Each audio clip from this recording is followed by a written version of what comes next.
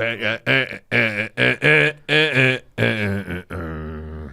it on, Patreon, get it on, dun, dun, dun, dun, dun, which also sounds like Cigarettes and Alcohol by Oasis. They were obviously listening to that song the day they wrote that. That happens. The song is similar.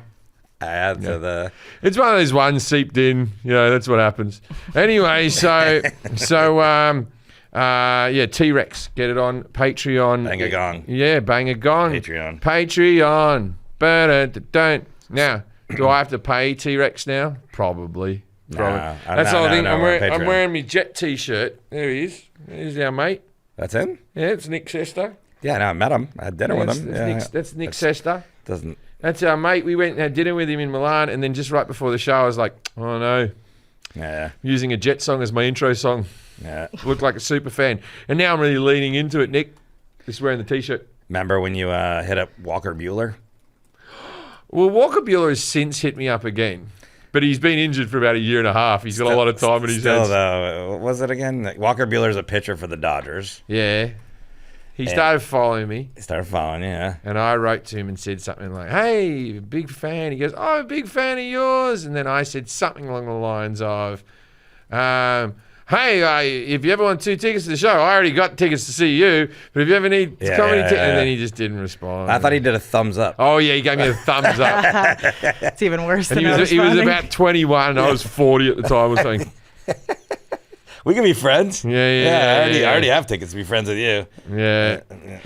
Let's talk about the Patreon. What's going to happen over the next couple of months? So you're extremely busy this summer. You've been touring all year, so you're going to do some vacation time. You're going to go to Australia to film your show. So what we're going to do is June and July, we're not charging anything, but there will be no new episodes, and we will be back in not June and July and August. We're going to be pausing them, and then September we'll be back. We'll have our live show done, which is exciting. Yeah. So we're going to relaunch Patreon then when we just don't want you guys to pay money when we can't fully give you all the episodes. You can only watch the live shows or listen to them in person, which will be limited amount of people if you feel like that, or on the Patreon. So that's going to be one of the extra bonuses of the Patreon. So we plan on starting to do live shows, where this will be our first one, and unless something goes horribly wrong, we're gonna do more. Yeah. If you show up, we'll do lots of them. So I do. If you like the podcast, show up to this live show, and you don't have to do anything to your account. If you don't show up, we don't do them again. Well, if you don't show up, you can subscribe to the Patreon, and they'll all be on there. Yeah, and that's the only way you can. Yeah, no, but if you're in the LA area, come along so that we can get this thing going. Yeah. So yeah. That's what's going to be going on there. I did ask for... Is that a picture of you as a child on your phone? You keep a picture of yourself as a child? Yep. To remind yourself of simpler times? No, it's a reminder of... it's like a childhood healing shit. There's a lot of trauma in my childhood, and so when I talk shit to myself, I try to look at a picture of myself as a kid and just be like, what the fuck are you doing? Be there for her. And you talk to the picture? No, I don't talk to the picture. It's just like a reminder to you were a little kid once that had hopes and dreams and all these things, and you're so fucking mean to yourself all the time. Look at that little girl. Yeah, but that little girl hadn't made all the mistakes yet. You can't be angry at her. She was a slut. Wait, how old was she? 6. Let's see. I asked... Whitney Cummings is pregnant. Is she? Yeah, it's funny because I texted her this morning. Does she have a boyfriend? She's just... I don't ask questions like that. Yeah. But I saw there was a picture of her playing with a dog, and she's in like a pair of underwear and like a bikini type outfit, like sporting. On Instagram? Yeah, it's playing with a dog, and her stomach's sort of poking out. And I remember I didn't read the caption. I was just like, geez, Whitney, I wouldn't post those ones. I'm like, you've had a flatter stomach than that. Oh, and they said she's pregnant. And then all the comments were like, congratulations. And I was like, oh, if I flicked through the photos, I would have seen the last photo was a picture of a sonogram. Okay. But yeah, congratulations. I doubt she'll be listening to the Patreon, but congratulations, Whitney. She's a friend of mine, and she wants to be a mum, and I think she'll be a great one. And that doesn't. I just was asking. I didn't know if she was married. It doesn't matter. My mom had me by herself. I mean, basically. I don't ask. So now I guess my dad was around when I was born, but then soon after. I know a gay guy who has kids, and it's so weird because he had the one kid, And then he was like this. Weird because he's gay? How does he have No, kids? no. It was weird because... How do you do it? It was weird because I was talking to him and I was like, oh, how's things going, blah, blah, blah, blah. This is years ago because the kid's like 8 now, so it was 8 years ago. I go, how's things going, et cetera, et cetera, et cetera. And he goes, really good, really good. He goes, have another baby coming next week. So it's like with every other couple, you see the build up and the expectations and there's somebody building a crib and all that stuff. And this guy's just like this, a new baby's coming next week. It's like Postmates. Really casual. He bought eggs and then he had a surrogate and then whatever, What do eggs cost? A lot. I assume they're more expensive than sperm. Yes, way more expensive. Sperm is nothing. Yeah, but this is the thing. $150. This is the pay equality. This is sperm is our WNBA. I really want more equality for the sale of sperm. The difference is, though, that you can go jerk off in a cup and take a couple minutes, whereas I had to take the birth control for the month and all the shots and then have a surgery and then gain 100 pounds because it destroyed all my organs. So $10,000 wasn't worth all that shit. No, that's not. I'm not saying my cup of my sperm's worth 10 grand, but it's worth a couple of grand. I don't think our age's sperm's worth anything anymore. I mean, there are so many volunteers for sperm donation because it's fucking easy and it's a quick way to make a buck. Whereas, you really have to be committed to the process to be an egg donor. It's a very invasive genetics, type of thing. Yeah, do you? Well, I historically, health-wise and stuff like that. Look how out of shape. I thought you were dying recently. I'm so. You're always dying. Yeah. No, I always just say that every as a time joke, I though. see you walking along and you're holding your forehead, think I'm having a stroke. What's up? I know, but I'm dizzy when I stand up. No, with the dizziness thing, I got everything tested, and then literally every doctor. And they were like, good genes. The doctor was like this, you may be the healthiest person we've ever met. No, it was the dizziness is a sign of your athleticism. No, this is what they said. It was almost insulting. They would go like this. They'd be like, these numbers don't appear to be right. Your cholesterol, your blood pressure. Why? How's your blood? Every time they do my blood pressure, they're surprised. How's your that blood it's pressure this good? I'm like, I don't know. They're like, you have good genetics. It's insulting. Almost you're a fat fuck. Why do you? And then when they tested my heart, the guy's like, yeah, your heart's great. I go, so when should I come back? He's like, 30 years from now? I go, yeah, that's what he told me. That's literally what the feels cardiologist. unprofessional The cardiologist, to he's say like, to a live your life. 50-year-old. He goes, just come back. Every doctor was like that. I'm like, what's wrong? He goes, no, you need to lose weight. Having weight's not good. But he goes, if you had lost it, everything else is great. I was like, But you went there for a reason because something was bad. Did they fix that? It's the weight.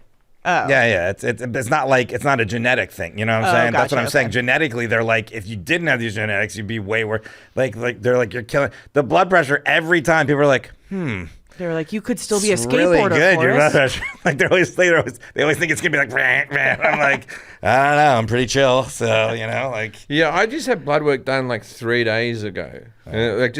Coincidentally. My liver for the first time in 15 years is pristine. Yeah, Oh, the drinking, nice. huh? Yeah, I haven't had a drink for 2 years. I've always had one time I had you were about to get cirrhosis. Yeah, I remember. And I fatty started, liver. and then I had fatty liver 5 years ago. Yeah. But then I had an enlarged liver at the Edinburgh Festival one time where You've had all the livers. Yeah, an enlarged. Fatty. I had half a liver. I used to do that joke where I was like, you have a large liver. And I was like, it's brilliant because I drink a lot. That'll come in handy. So I had all of that type of stuff. But now my liver, it's wonderful human body when it does that because my liver's perfect right now. And then, look, I'm still 19 years away from being a person who was never smoked, you know what I mean? When they reckon 20 years or whatever, you get the all clear that Oh, is that what it is? 20? 20 years, you're at the same level as a person who's never touched it. 10 years, you're at a level where your chance of stroke and heart attack has dropped by 70% or something like that. But 20 years, it's you're at the same risk level. I think that's part of mine is I never smoked cigarettes. And whenever everyone's like, oh, you look good for age, even though I don't take care of myself, I was like, the only thing I can tell you, I did drugs, I drank, but I didn't drink a lot. There was periods where I would drink a lot, but it wasn't all the way through. Smoking's the worst thing you can do. But the smoking I would rather my son try cocaine than smoke a cigarette. Yeah. I'm not Yeah. fucking kidding you. Yeah. I'm not kidding you. If there wasn't a fear of fentanyl cocaine right now, then cocaine would feel so safe. No. Cocaine's a dog drug. It's a gutter drug All right, now. cocaine's not safe even without fentanyl. I'm saying in comparison to smoking. It used to be a to smoke. substantially better drug, cocaine, than it is now. Yeah. And we're even talking 10 years ago. Now it's it's a gutter shit drug, cocaine. Yeah. It used to be a wonderful drug. and all it did was give.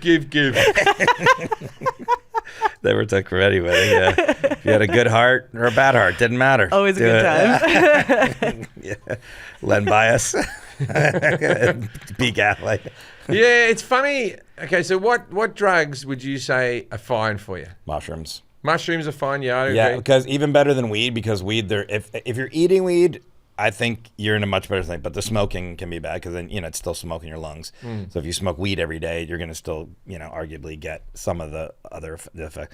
But I think if you're eating weed, probably pretty good. I don't know, like long-term memory, brain thing. I don't know. Well, yeah, it might affect you because my memory is as bad as it's ever gotten, and I have been taking a lot of weed. My memory's terrible now. I used to have a wonderful memory, and I don't know if it's the weed.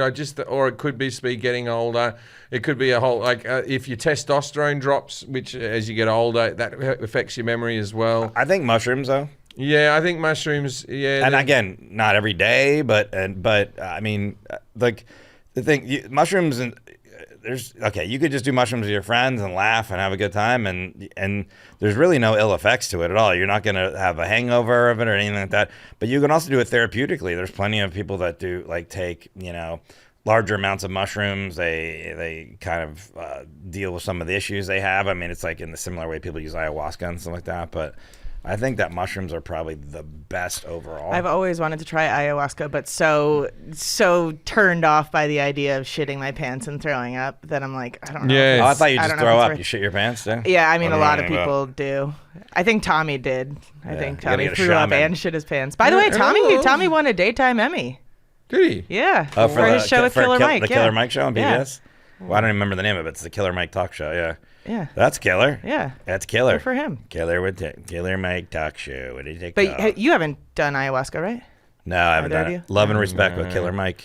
I just feel like I don't want to get that deep into my head. I mean, I'm in a good mental health space at the moment. I think I'll just leave it be. Wait, so when did Tommy do the ayahuasca? He won an Emmy, so there's cause and effect. I think it was a while ago, but he's got such a personality dichotomy where there's part of him that's so Jersey and then the other part of him that is shamans and crystals and sage and all that stuff. He is the biggest Vegas fan that anyone's ever been. He was really skeptical about moving there, but it seems like he really enjoys it now. All right, what have you got for us, Jack? I did ask on Instagram if anybody had questions. There are some decent ones in here. Were they mean ones? No, actually, not a single mean one. Somebody asked, "Why so funny?" Why so funny? What food really tears your asshole up but is worth the pain?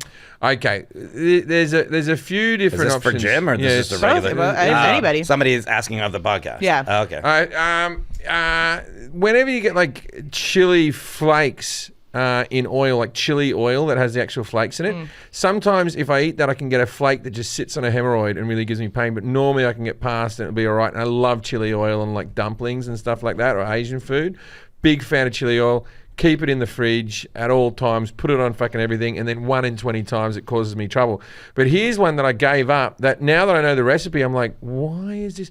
Because I can have Frank's hot sauce, I'll be all right, but I can't have buffalo sauce. And the only difference is butter. Oh, interesting. But buffalo, maybe it's the dairy or something. It's got to be the butter, I would assume. No, but there's not butter in Frank's hot sauce. You add the butter with Frank's hot sauce. That's what I'm saying. Frank's hot sauce doesn't give me problems. Yeah. Buffalo sauce does. Yeah. So what's the if I have buffalo wings, my ass butter's dairy is ripped to bits. Yeah, dairy. I had to give up buffalo sauce. You can't do dairy. Yeah. But buffalo sauce is over. You know what's weird is I thought I love I don't think there's an Asian food I don't like. Korean is probably my least favorite, but I still like it. I like a bibimbap. I'll do the barbecue and all the different things. Kimchi is great.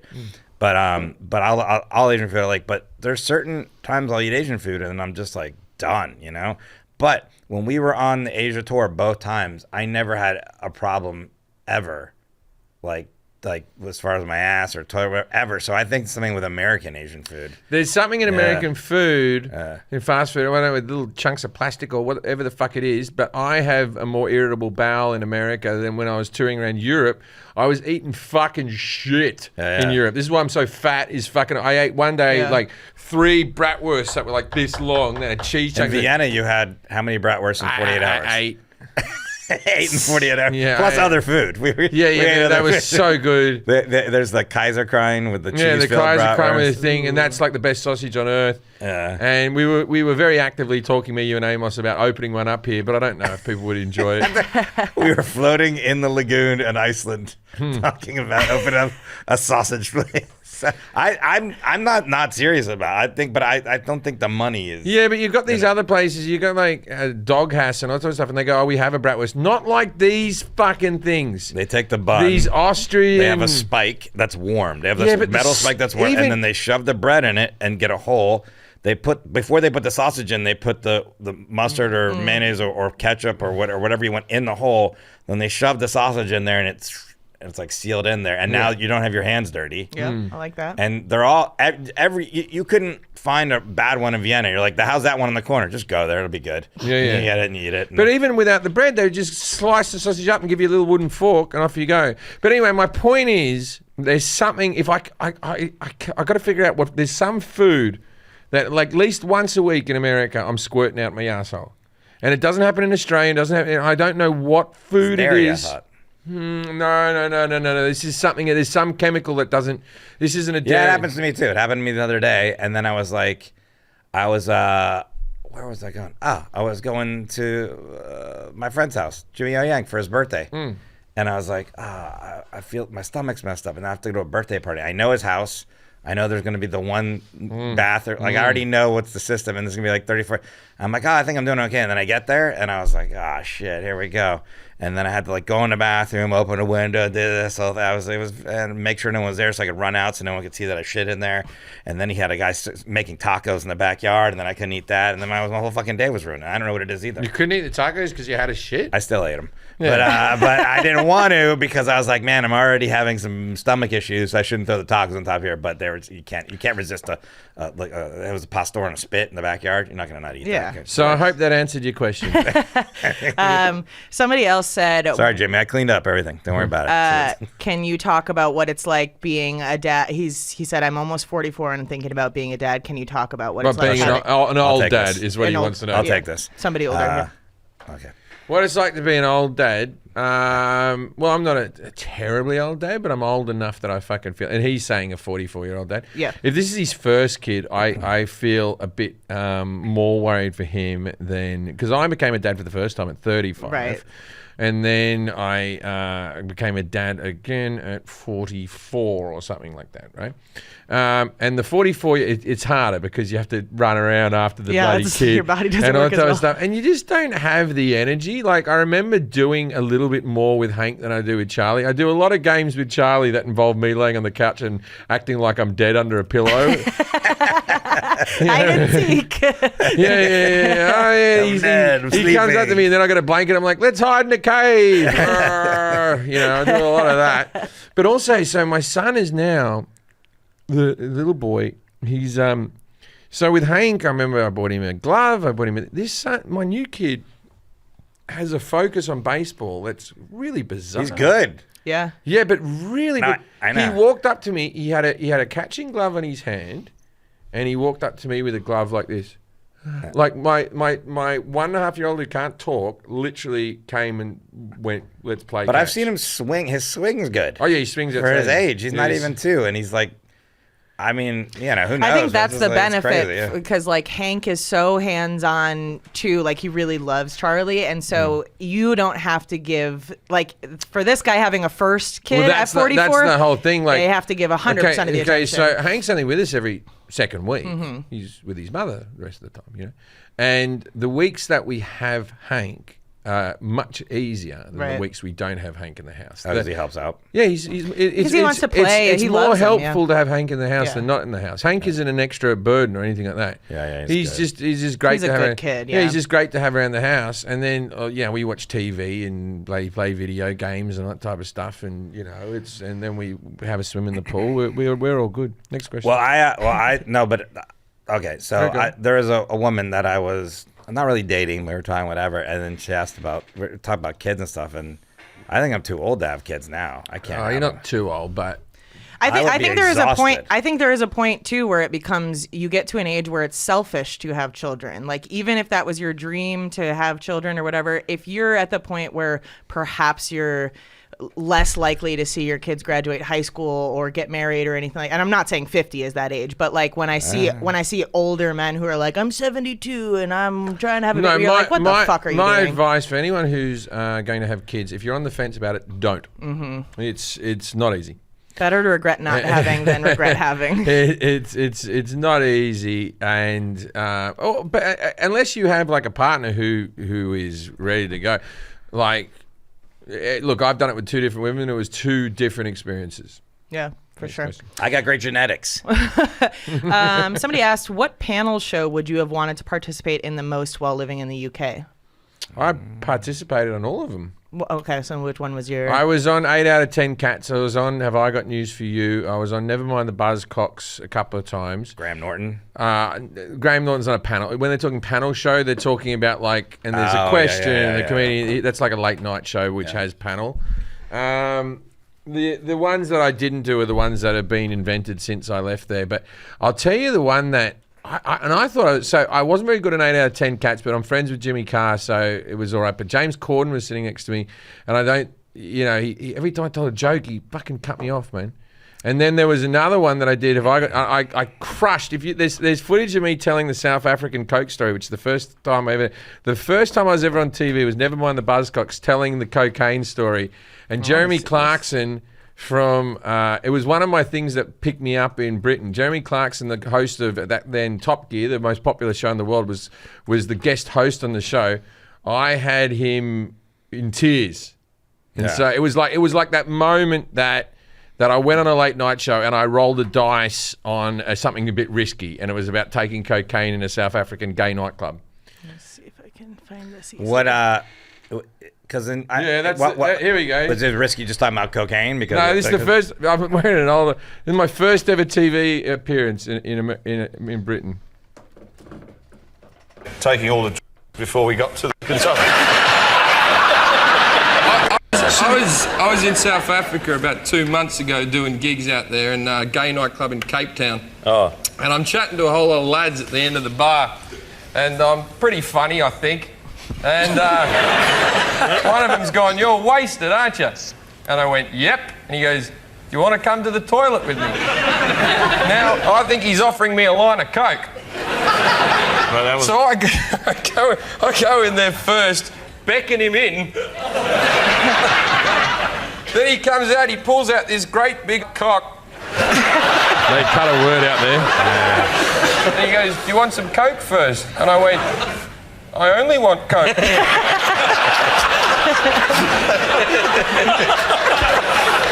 yeah.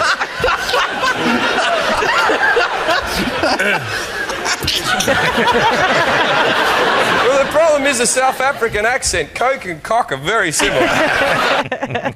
Yeah, that was like a pivotal moment in my career because Clarkson was laughing so much Yeah.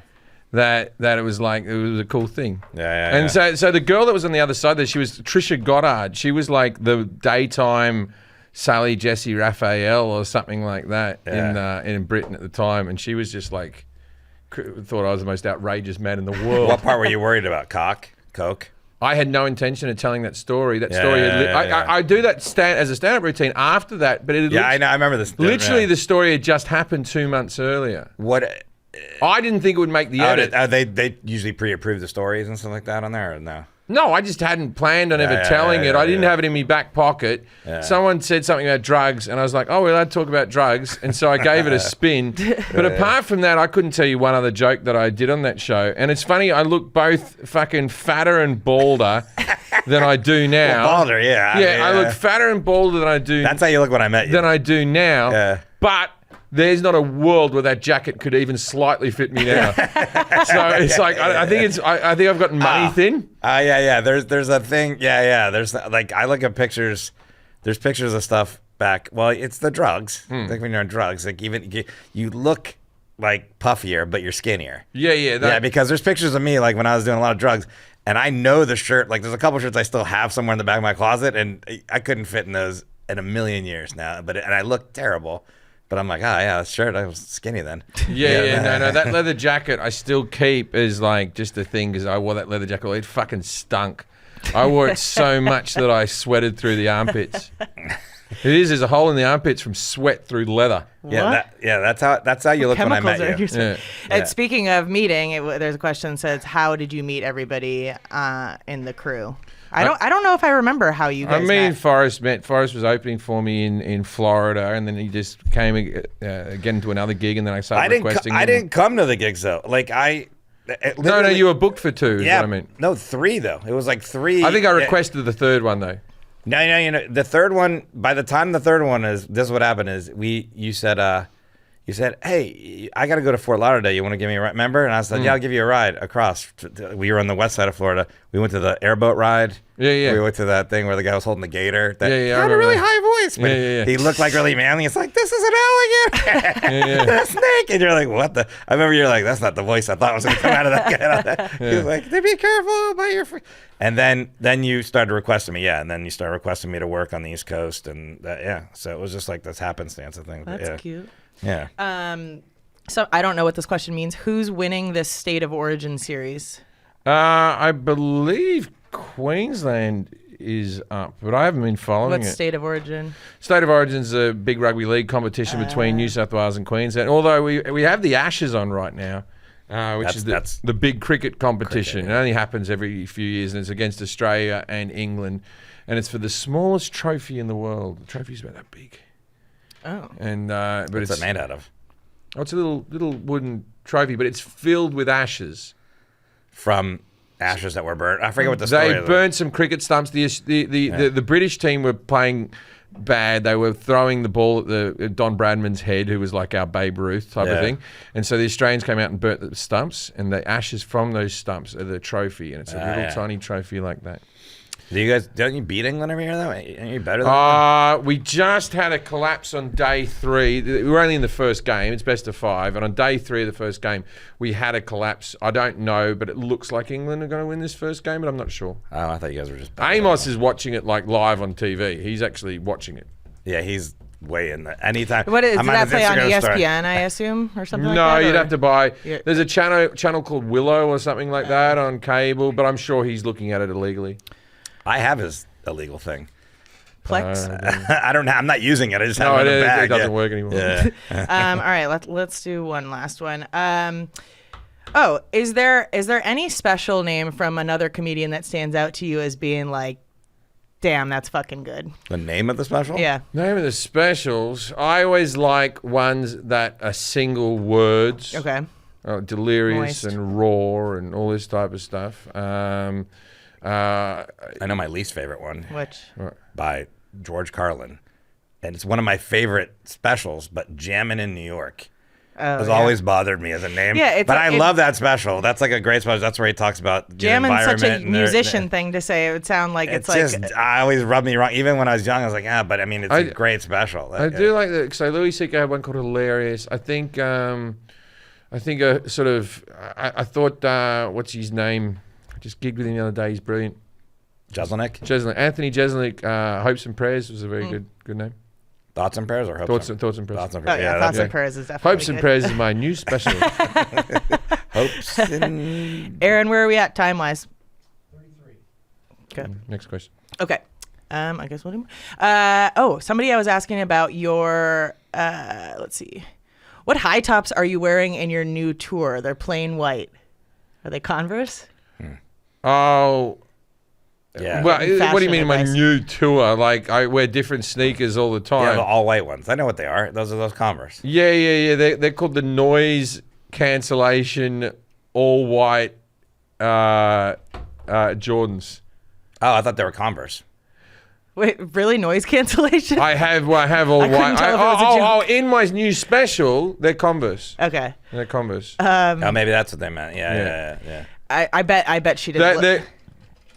They're Converse 2s. Converse shoes. Which they only made very briefly, and they've got like the Nike sole inside, because they're made by Nike, and they had like the tongue doesn't ride from side to side, but no one bought them because they're twice the price. And like, why would I get those? Because they're so much fucking better. So I stockpiled Converse 2s. I have like 7 pairs. And then I make them all anymore. Then I make them all anymore. These are that last me the rest of my life. It's crazy. I used to play basketball in Converse. Like these are state of the art. I'm wearing some Air Jordans, and then today we were passing the Schuyler Brothers, and they're like, they're terrible for your feet. Sklar Brothers, yeah. Yeah, Schuyler Brothers, they're terrible for your feet. And it's like, you would never say it to a woman wearing high heels. Yeah. Us men are such fucking pussies.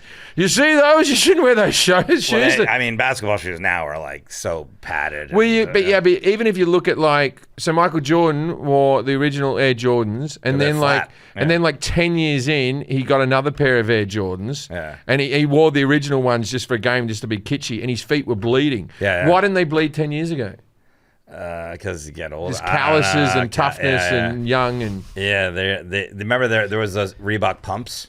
I love Reebok pumps. You had some? Yeah. What I know that they had the pump and the tongue, but what did it actually Well, do? it squeezed around. It squeezed around your foot. There's a little socket. Little compression. But the funny thing about it was, and then you hit the release button, it went, psh, and cool. that felt really good. Like one of those foot massagers that just like squeezes. Yeah, I never had those. I remember D. Gordon won the dunk contest. He went, and then he dunked, and I'm like, the dunk sucked. He just bumped up his shoes. And then there was another shoe. That when they put the air in it, that was the big one. But there was another one. Converse gels was the first time they put gel in a shoe. But I have heard. I actually just read something recently. It's like the worst shoes for your feet are Converse, Vans, like any, because they just don't have any arch support or anything like that. Yeah, so yeah. that's probably what they meant. Is like No. I hear it's fucked up. I hear it's not good for you, but they look sick. Such is life, man. I don't think she listens, but somebody asked if Tazy laughed at your performance in the porn episode. What did I do in the porn episode? You knew our guest immediately. You just knew a lot about porn. My wife doesn't worry about things like that. I also assume she did listen. She doesn't get upset by rubbish like that. I don't think she listens to the podcast. No. Even when I joke about her on stage, my mother-in-law listens. Patreon too? Yeah, I don't say anything that I'm embarrassed for my wife to hear. I don't say anything that would I think bring my wife any level of shame or anything. I said something on when I was dating Lisa, was years and years ago, and I was doing my podcast with Al. I talked about herpes, and then she's like, "You shouldn't say that. You shouldn't talk about having herpes." And I was like, "What?" She's a comedian. I remember that was like, "What are you talking about?" You were talking about you having herpes, or just herpes in general? Lisa having him. Yeah, No. That's the whole point. She didn't. She doesn't. That's the whole. Fine. That's the whole reason. Great genetics. Yeah, don't bring it up. Yeah, great genetics. Do you remember my mother had that friend Dee Dee? Yep. Dee Dee Yeah, of likes course. it. Yeah. We haven't gotten a DD update in quite a while. What's she have? Since my mum's been dead. That's true. Yeah, that was the updates. I When she was mom.